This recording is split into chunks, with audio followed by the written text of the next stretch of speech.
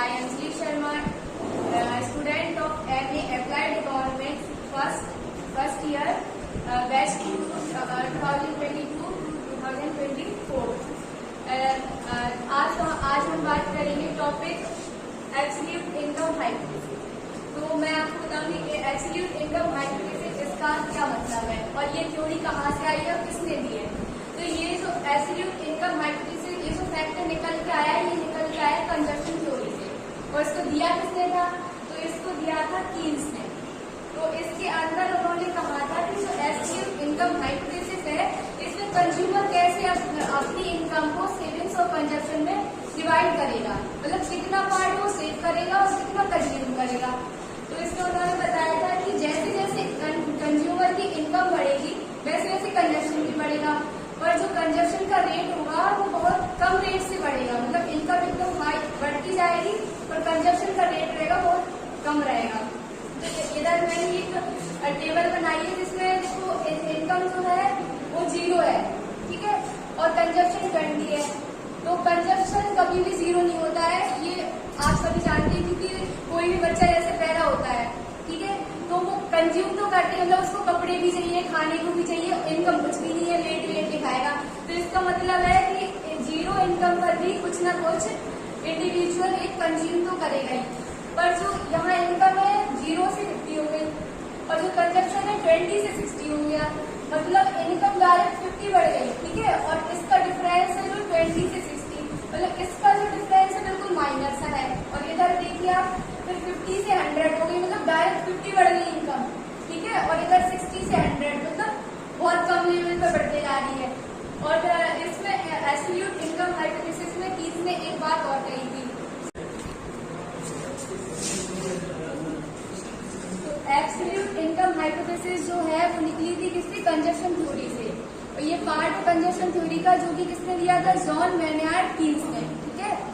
तो इसमें बताया गया कि the relationship between consumption and income is the short run consumption function, मतलब शॉर्ट रन कंजप्शन का फंक्शन है ये जो थ्योरी है, इनका रिलेशनशिप बिटवीन।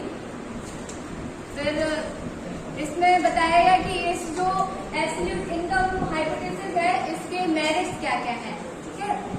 तो इसके मेरिट्स हैं कि it was accepted by most of the economists in the first few years of the publication। मतलब ये जो थ्योरी दी थी तो उसके कुछ सालों बाद, मतलब सारे लगभग इकोनॉमिस्ट ने एक्सेप्ट कर लिया था कि हाँ हम भी इस थ्योरी को मानते हैं, मतलब एक्सेप्ट करके बैठे थे।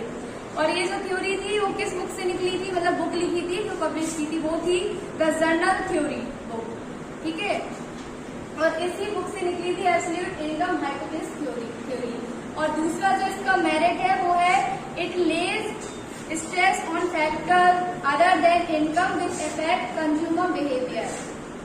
मतलब कहा गया है कि इनकम को छोड़कर और भी कई फैक्टर हैं जो हमारी कंजप्शन को असर डालते हैं, ठीक है। इस थ्योरी में ये बताया गया था, जिससे इसका एक मेरिट ये भी है, ठीक है। और अब हम बात करेंगे एब्सोल्यूट इनकम हाइपोथेसिस के डीमेरिट्स की। तो इसका डीमेरिट क्या है? इसका डीमेरिट है कि ये जो अप्लाइड होती है वो प्री बार डेटा पे होती है, मतलब प्री बार डेटा पे, पास्ट पे काम नहीं करेगी।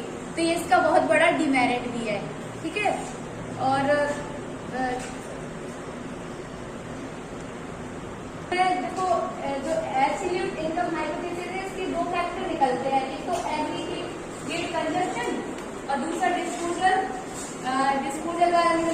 इनकम। तो डिस्पोजल इनकम क्या होती है? आप सभी को पता है डिस्पोजल इनकम मतलब सारे टैक्स पे करने के बाद जो हमारे पास पैसा या इनकम पैसा बचता है उसको हम कहते हैं डिस्पोजल इनकम, ठीक है। तो डिस्पोजल इनकम और ये जो डिस्पोजेबल इनकम और एग्रीगेट कंजप्शन, इन दोनों का जो रहता है ना वो आपस में रिलेशनशिप कोई भी नहीं, नॉन प्रोपोर्शनल रिलेशनशिप है इन दोनों के बीच में, ठीक है। तो आप सभी को कोई डाउट हो तो पूछ लीजिए।